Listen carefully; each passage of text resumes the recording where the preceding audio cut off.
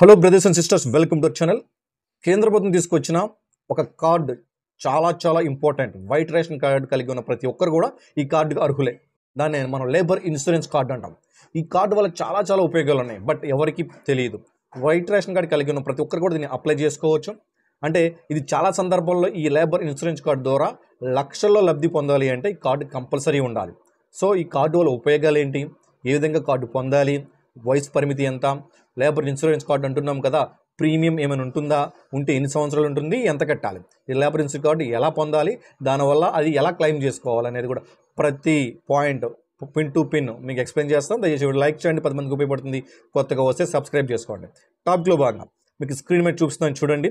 కేంద్ర ప్రభుత్వం ప్రవేశపెట్టిన లేబర్ ఇన్సూరెన్స్ సద్వినియోగం చేసుకోండి ఖచ్చితంగా. అందులో ఇది ప్రభుత్వ ఉద్యోగులు తప్ప వైట్ రేషన్ కార్డు కలిగి ఉన్న ప్రతి ఒక్కరు కూడా ఈ లేబర్ ఇన్సూరెన్స్ కార్డుకి అర్హులు. సో కూలీలతో పాటు అందరూ అర్హులే ఎక్సెప్ట్ గవర్నమెంట్ ఎంప్లాయీస్. సో ఎవరు అర్హులు అని చెప్పినట్లయితే వైట్ రేషన్ కార్డు, తెల్ల రేషన్ కార్డు కలిగి ఉన్న ప్రతి ఒక్కరు కూడా అర్హులే. ఏడాదికి 22 రూపాయలు మాత్రమే ప్రీమియం, ఏడాదికి 22 రూపాయలు మాత్రమే. 5 సంవత్సరాలకి ఒకేసారి చెల్లించి కేవలం 110 రూపాయలు మాత్రమే.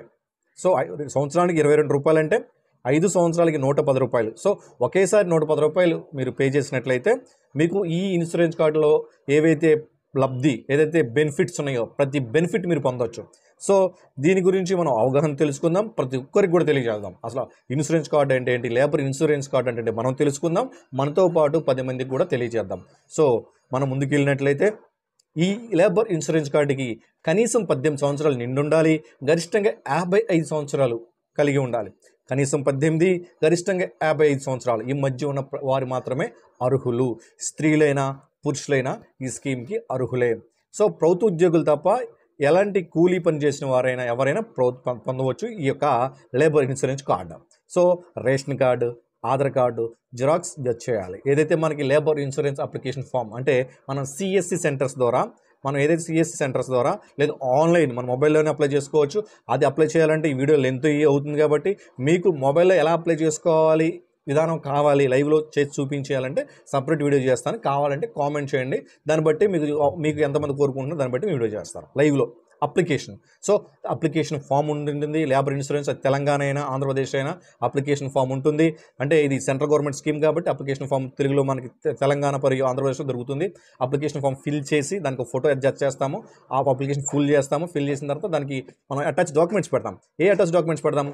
అప్లికేషన్ ఫామ్కి రేషన్ కార్డు పెడతాము, అలాగే ఆధార్ కార్డు జిరాక్స్ పెడతాము, అలాగే మిగతా బ్యాంక్ అకౌంట్ జిరాక్స్ కూడా పెడతాము. సో నెక్స్ట్ బ్యాంక్ చలానా జడ్జ్ చేసి లేబర్ ఆఫీస్లో ఇవ్వాలి. సో మన అప్లికేషన్ ఫామ్ ఫిల్ చేసి సిఎస్సి సెంటర్స్లో ఇచ్చినా వాళ్ళు ఫార్వర్డ్ చేస్తారు, లేదా డైరెక్ట్గా మనకి గ్రూప్ 2 ద్వారా లేబర్ ఇన్స్పెక్టర్ అంటాము, ఆయన ఎల్బిఓ లేబర్ ఆఫీసర్ అంటాము. ఆయన ఆఫీస్ అంటే లేబర్ ఆఫీస్ ప్రతి మండల హెడ్ క్వార్టర్లో లేబర్ ఆఫీస్ ఉంటుంది. సో లేబర్ ఆఫీస్కి వెళ్ళండి.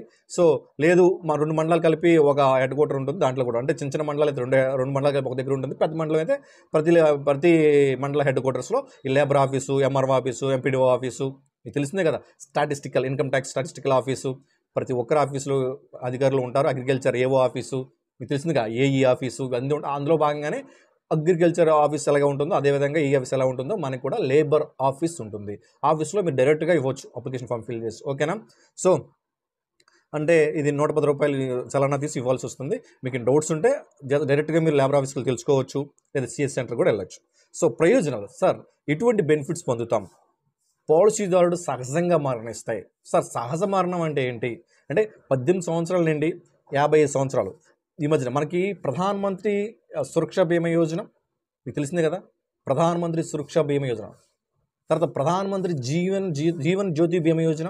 సో ఈ సెంట్రల్ గవర్నమెంట్ స్కీమ్స్, ఇది కూడా చాలా మందికి తెలియదు, వాటి గురించి కూడా నేను చేస్తాను. అలాంటి స్కీమే లేబర్ ఇన్సూరెన్స్. అందులో ప్రీమియం ఎలా పే చేస్తామో ఇది అంతే.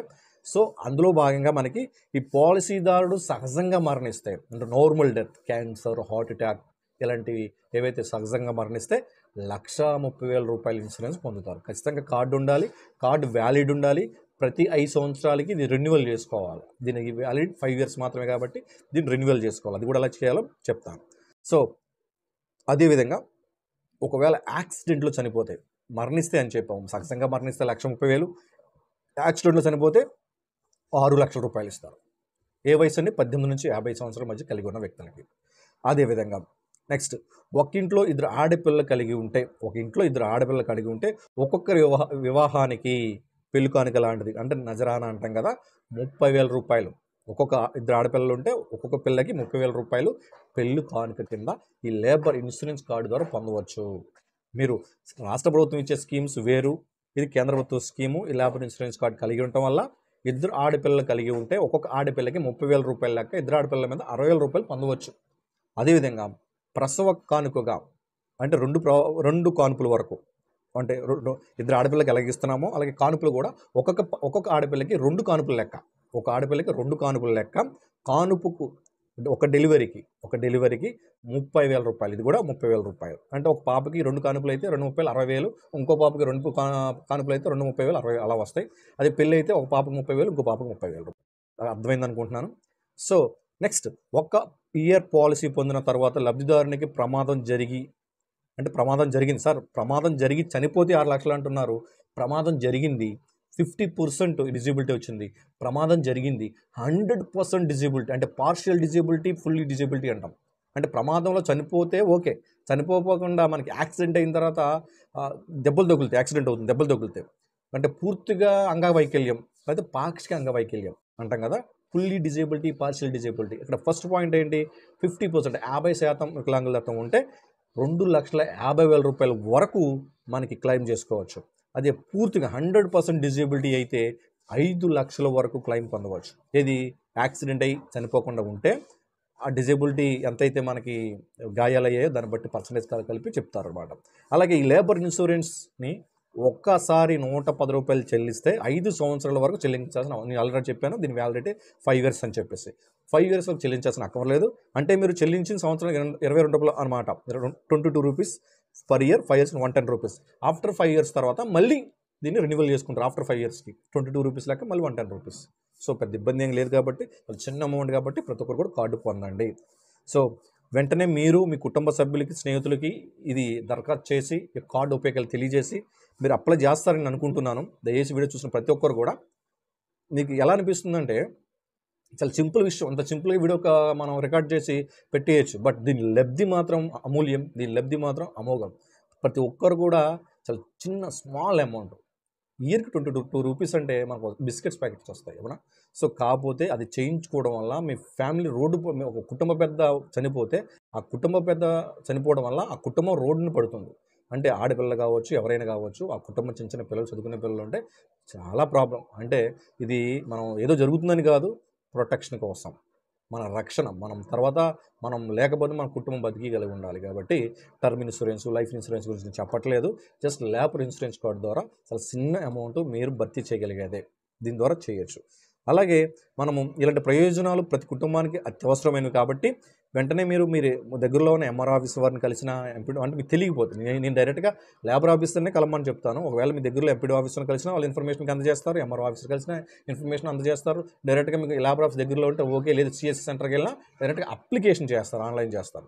సో ఈ వెరిఫికేషన్ జరుగుతుంది. మీరు అప్లై చేసిన తర్వాత మీకు మీ వెరిఫికేషన్ జరుగుతుంది, మీరు అర్హులా కాదనేది. అర్హులు దాన్ని బట్టి మీకు ప్రతి ఒక్కరు కూడా అర్హులు కలిగితే ఉంటే కార్డు మంజూరు చేస్తారు. సో కార్డు పొందండి, ప్రయోజనం పొందండి. అందరూ బాగుండాలి, అందుకే మంచి జరగాలి. జై హింద్.